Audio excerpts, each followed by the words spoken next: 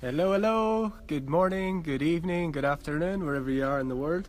Hope you're all well. Welcome to the lovely world of Facebook Live.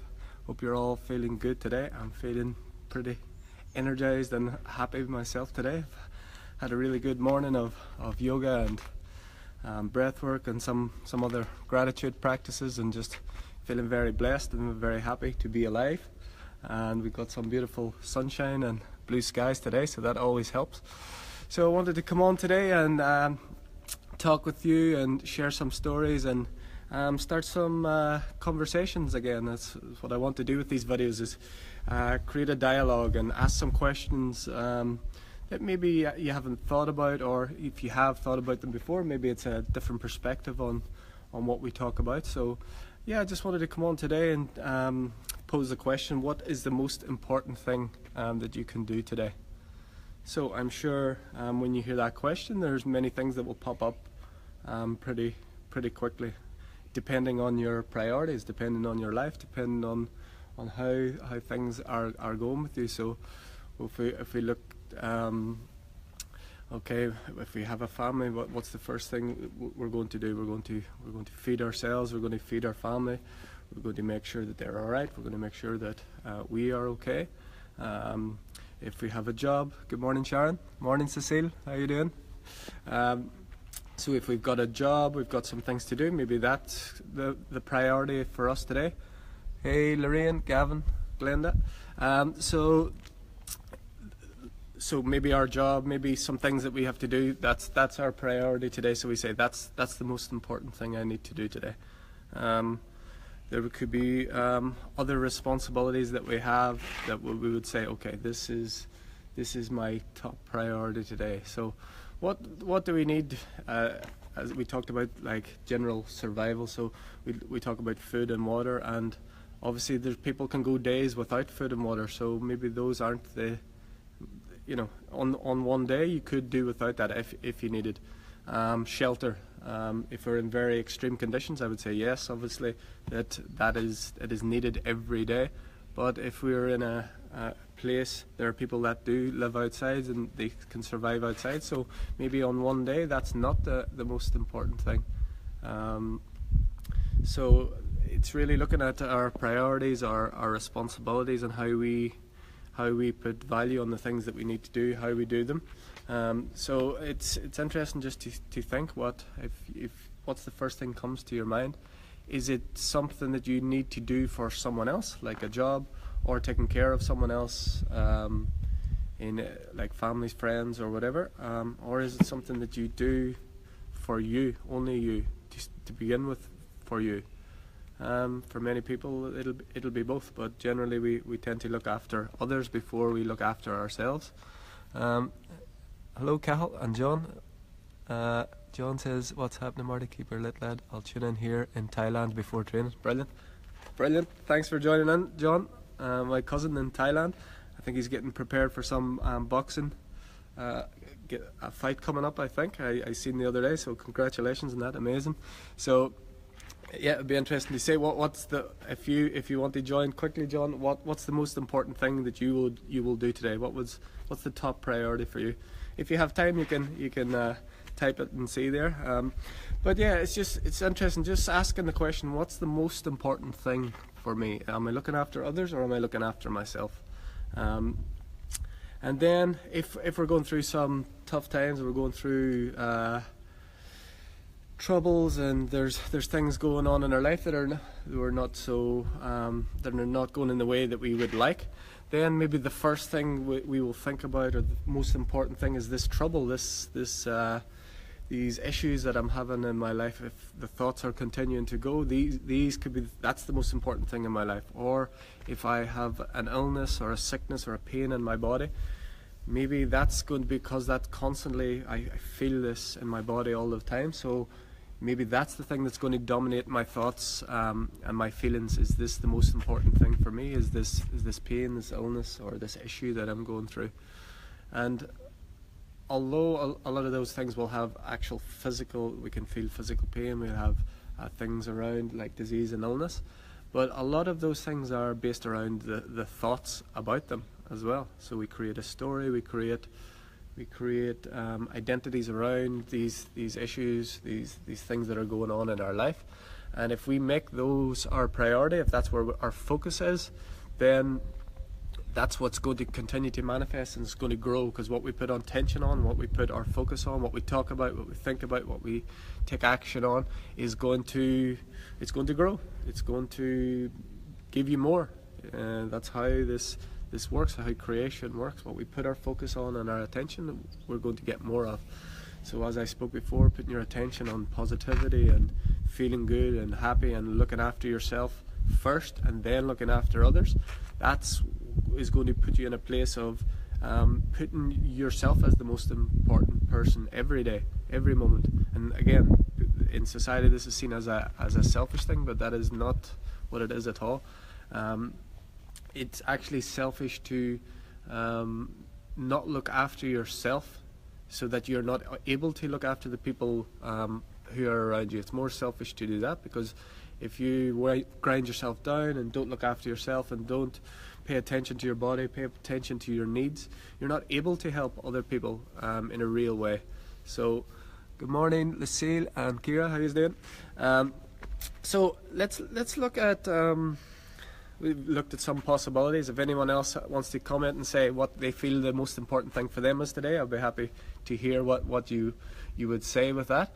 So we could look now at obviously our survival is our bodily functions. So what keeps us alive? So obviously it's quite important that we stay alive. Obviously we feel like we don't have much conscious control over whether we do or whether we don't, and that's another matter when we talk about that on the highest level. But on a day-to-day level, in this conscious level, obviously there's certain things that we do that keep us in alignment and keep us healthy and keep us happy and keep life flowing, keep life force flowing in our body. So obviously our heartbeat is the first thing you would think about, because we know whenever we die our heart stops beating, because what does our heart do? It pumps blood throughout our body. It's the heart of our being. So if our heart is not working well, or if our heart actually stops, we're gone. But when we look at our heartbeat, do we have any conscious control of our heartbeat?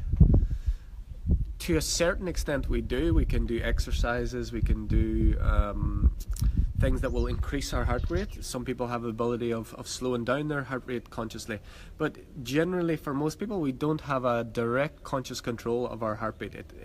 It happens all by itself, and outside of those couple of examples, it just happens on its own. So you go to sleep, your heart keeps beating. You don't wake up and say, okay, get going. No, it happens on its own. So our heart beats on its own. We don't have to consciously do something to keep our heart beating, to keep ourselves living. We can do practices and do things that will make it more efficient and more healthy, like exercise, like yoga, like breathwork, these sorts of things. These will make our heart healthier, will be more efficient. So those are things that we can do, but it's not a direct control on our heartbeat, on what flows the blood through our body. So that one, it's not something really we can do. So if we look at obviously the heart, then we'll look at the brain. Obviously we know the brain is essential to our life. It's where our thought processes goes on. It's where our brain, our nervous system is controlled throughout our body, and it's a very, very, very complex system, and scientists are never able to really get fully to the depths of it, and there's lots of people that feel that we're only using a minute percentage of the capacity of our brain. So all the workings of the brain, we don't have to understand what's going on there. We don't need to know, we don't need to be a brain surgeon, or we don't need to be a scientist, or we don't need to have studied anything about the brain for our brain to work. Our brain works on its own. Again, we go to sleep, our brain is still working. The blood is still flowing. It's still sending the impulses that need to be. You may move when you sleep, and the brain is involved in all of those. So involvement or knowledge in the workings of the brain are not, they don't have a large effect on the brain working. So your heart pumps on its own, your brain works on its own. We don't have any like real direct conscious control on those things. So again, with the brain, there's lots of things that we can do to make it more efficient, to keep it healthy. So I would say doing things that challenge you, challenging your mind. Those are things that are going to keep your brain healthy, movement. If we don't use parts of our brain, they go dormant. So I talked about before, like memory and these types of things. So before I talked about my mom, she had this old phone book where she wrote down all the phone numbers, and she could, before smartphones, she could tell you, I'm sure she still can tell, I could say a name and she would know the phone number, and this is lots of people in a phone book. But now, because we use smartphones and our calendars are in there, our contacts are in there, everything is down, our consciousness, our brain is downloaded into a phone. Those functions of the brain are turned off. So there are things that we can do to help that without just throwing away our iPhones and smartphones just yet, although at some stage it could happen.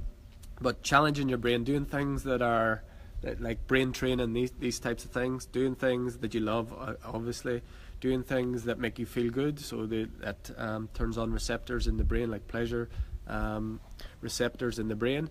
All of these things we can do to promote the health of the brain and the workings of the brain, and meditation has been shown obviously to be very beneficial to the workings of our brain, for slowing down thoughts, for kind of giving your brain and the thinking mind a holiday, if you will. So those types of things. So again, it's not a direct conscious control on the workings of our brain, but we can help with the efficiency and how it works, and make it work in better ways, in new ways.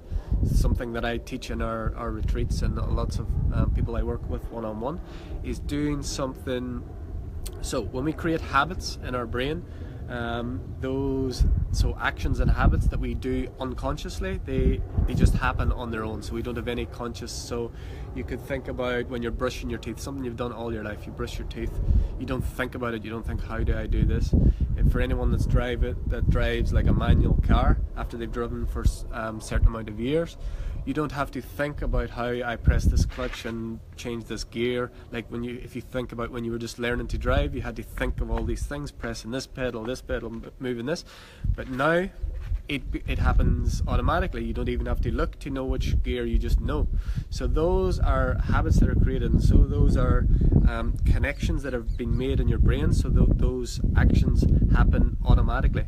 And those things are good up to a point, because they take brain power away from things that we just do repeatedly, that we don't need to waste that power on that. But in another way, that turns off some of the creative and some of the expansive uses of your brain. If those things are just happen automatically, then your brain is not working. It's like a muscle. It's not being trained. It's not being used. So it will get lazier and lazier, and things will become dormant, and genes can be switched on and switched off. So things that I'd say in the workshops and retreats is what I tell people to do is do something every day on those things that are just automatic or habit that we do, and do them differently. So for example, brushing your teeth. If you brush your teeth with your right hand, try for a day, morning and night, brushing it with your left hand. And it sounds simple, but there's a connection in your brain that's going to this arm, this is done automatically. And so I could be looking at my phone, I could be doing something else. Whereas when you take this from the other hand, your brain is going to have to work again. It's like a muscle, it's like an exercise. It'll feel awkward, it'll feel strange, but it's going to exercise the brain, so it's a positive thing. So do that. Another thing, if couples are together and they always sleep on the same side of the bed, which is very common, we get in the habit, so just change that for a day. Switch on the other side. Maybe don't tell your partner, and just challenge them and see what happens, and see what connections and what challenges to change or resistance to change they have in their body, because it's quite funny how these habits, and this is the way it must be. Another example would be the route that you drive or walk to work. Take a different route. Doesn't always have to be the quickest route, and it's just because it went that other way. All of these things will train your brain, exercise your brain, and just Awaken dormant abilities in your brain. As I say, these are simple exercises, but they do awaken the some of the capacities of your brain that are turned off when we've downloaded the brain to other functions. So memory as well, like I talked about the phones, like they're taking a lot of like our calendars, our contacts, phone numbers, names, these sorts of things. So doing some practices around that where you could try and memorize one phone number, let's say. Just take a day and say one person's phone number that you always use, where you just press it on the mobile. Actually make a effort to memorize that phone number and just do that. So these are just some suggestions that you can do to help the brain. So I've looked at lots of things that you may say that are the most important thing that you could do today. And all of those to some extent are important, but are they the most important? I would say the heart and the brain, as I said, we don't have a conscious control, so it's not something we actually do, but we will stay alive just by their functioning on their own. So it comes to, for me, the thing that brings everything together, and it's the greatest gift that we've been given, and it's the breath. That is the most important thing that you can do today. And the reason I can say that, and the reason it's the most important and amazing gift that we've been given, is because unlike these things that are essential for life, like our heart beating, like the functioning of our brain, we have conscious control over the breath. And if we stop breathing, we're dead. It's the last thing we do. If the heart stops, the brain stops, we'll stop breathing. So they're all interconnected. But the difference is with the breath, and it's quite unique. It's the only system or process that's essential to life that we have conscious control over. So we have actual conscious control over, and it happens on its own. So it's quite unique. So it's like the heartbeat and the brain function. When you go to sleep at night, or when you're not thinking about it, you're doing something else, you're still breathing. It happens on its own. You don't need your intention, or you don't need to consciously think, oh, I've got to breathe. I don't wake up and think, oh, I've spent 8 hours not breathing, because it just won't happen. So it's a very unique tool, and it's funny. One breathworker had written in his book, like, I like the way he put it, it's the most powerful tool that we have, and it's been under our noses all our life and we didn't know. So, and it's very true. So what we can do with the breath is incredible, and there are lots of benefits that just go beyond the scope of what I can talk about in this video, but there are just many just positive benefits, ways that you can change your life, change your physical health, change your mental health, change your spiritual way of being. But if someone's doubting me, they just say, okay, we do this anyway. Yes, I have conscious control of it. I can hold my breath, I can make it longer, I can make it fast, I can make it deeper.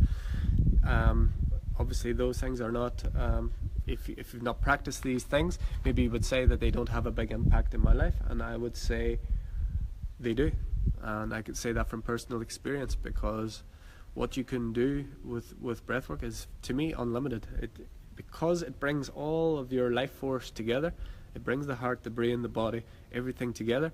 The things you can achieve through the breath, and it just, there are no limits. There are no limits to it whatsoever. So it's only limited by what you choose to apply it to.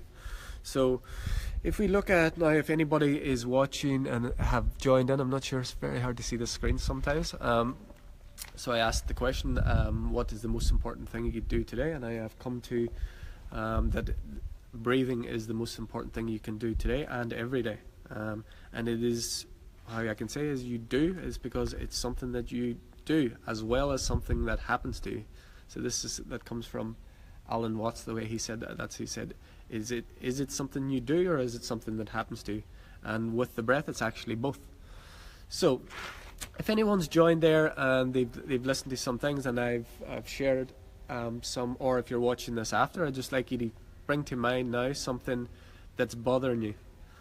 And let's say you have some sort of issue in your life, something that you're feeling stressed about. It could be something you've been stressed about your whole life, or it could be something you were stressed about this morning. Just bring it to mind now. Anything that you're worried about, or maybe something regarding money or relationships or something regarding your health, if you just bring that to mind now and just focus on it for a second, and then if you just follow me, if you take a deep breath in through your nose, and now hold your breath.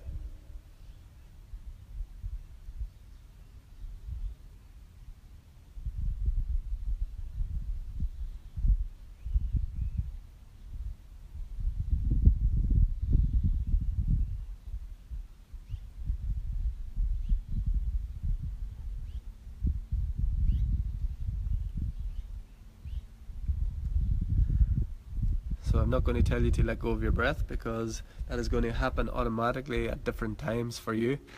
So what I would say now, if you thought about that problem, that issue, whatever that was out of alignment in your life, and just ask you to think, while in that time where you held your breath, were you thinking about that issue? Was that the biggest issue in your life? Was that something that was the most important thing that you needed to do at that point? If your thoughts are like a roller coaster train and they never stop, it may be for a few seconds, but there will come a point when you're holding your breath there that the only important thing that you do is going to be let out that breath and take another breath. And that's it's a short practice. Maybe we could say that this doesn't apply to our whole life, but it does, because those thoughts, whatever that problem is a thought.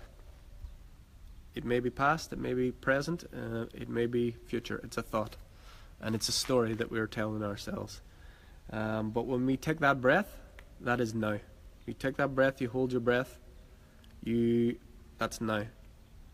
We can hold our breath for different periods of time. Everyone will have let go of their breath at a certain amount of time, but your thoughts generally will have stopped at some stage there, and you have no other issues in your life other than to take that next breath. And so if you look at that, who have we got there? Thanks, Marty. I need to hear that. Hi, Annie. Thank you. That's brilliant. I'm happy to hear that. So take this practice into your life today. It's such a simple practice. It's like that in that book. It says the most powerful tool we have is right under our nose, and we just forget about it. So we can take those deep breaths if we're feeling stressed, we're feeling like something's really getting us down, there's a problem, we can take a deep breath. And if it's something that's really like pressing and we think this is the most important thing in my life now, we take a couple of deep breaths, then take a deep breath and hold it, and then tell me what is the most important thing in your life. So I'm just going to read what John has said. I'm in the middle of a book called Why People Fail by Simon Reynolds. Just finished reading and switch onto your feed. Great listen. Law of attraction, winning, must go training. Brilliant. That's great, John. Yeah, there's so many amazing authors and books and people out there that's sharing on these types of things. And I say John as a professional athlete and fighter, and I talked about one of these on one of these other videos. Our fellow countryman Conor McGregor is probably one of the person that's most in the public eye at the minute that uses this, talks about it, and you can see. I think today I seen some news that he landed this ultimate mega fight with Floyd Mayweather, and like a few years ago this guy was unemployed in Dublin, and what did he say he did? I visualized every day. I seen myself. I felt it. I smelt it. I tasted. I did everything that it was to become this what he is now. And whenever he was beaten, he still did that. He never wavered on his faith, and he kept that visualization going, and he felt it in his body and knew, and he manifested, and it became a reality. So that's a really good example from Ireland, but there are so many, and it doesn't have to be material things. It can just be happiness in your life that you can apply this to, and that's obviously for most people that's what you want: happiness, peace. And so John, enjoy your training, and I'd love to catch up with you and hear how things are going and how you're using those practices as well. It'd be amazing to see, because in your field as well, it's very real. It's very now when you're in a fighting in that sport. It's now, and your focus, and you're right there. You can't have a time in a fight where I'm thinking about does my shorts look good, or does what I have to do next week. You don't. That's putting you in this now moment, and so your focus and your your clarity is what's going to make the the best fighters, the people that it seems easy to, because they're not thinking, they're just flowing with the energy that goes through them. So so yeah, if anyone else has any comments on that, what you think is important to do, as I said, I've shown here with that simple exercise. If you're feeling stressed, if there's anything that's not going the way that you would like, take a deep breath, take a few long deep breaths, and then take a breath in and hold it, and then don't hold it for too long. It's not a competition. You'll hold it. Your body will let you know when you need to let go of that, and then you'll know what's the most important thing in my life right now, this moment. Is it my thought about the past? Is it my thought about the future? Or is it right now taking this breath and I'm alive? That's a way to reset. And then we take this further. We take this into our daily life going forward. We can do this every day. We can do this with, it only takes a few seconds. It takes a couple of seconds, one breath, hold it and let it go. And that can reset anytime you're having an issue or having an argument with someone. It's really good. Take a break, walk the other way, take a breath, and then just reset. I do it as well. I have arguments still, even though I think I've got rid of all this stuff. It happens. We're humans, and this is what we're here for, to experience contrast, to experience this and that, dark and light, black and white, and everything, all manners of experience. So we just have to go easy on ourselves and know that our thoughts, while our thoughts are creative and they can manifest into things, most of the thoughts that we have are not something that we want to create. So don't give energy to negative thoughts. Don't give energy to things that bring us down and give us stress and feel like that, because our thoughts are creative. Our thoughts, what we think about the most, is what we will experience in our life. Thoughts are things, so, and they last forever. So just be aware and put attention onto your thoughts, and just use the breath to connect.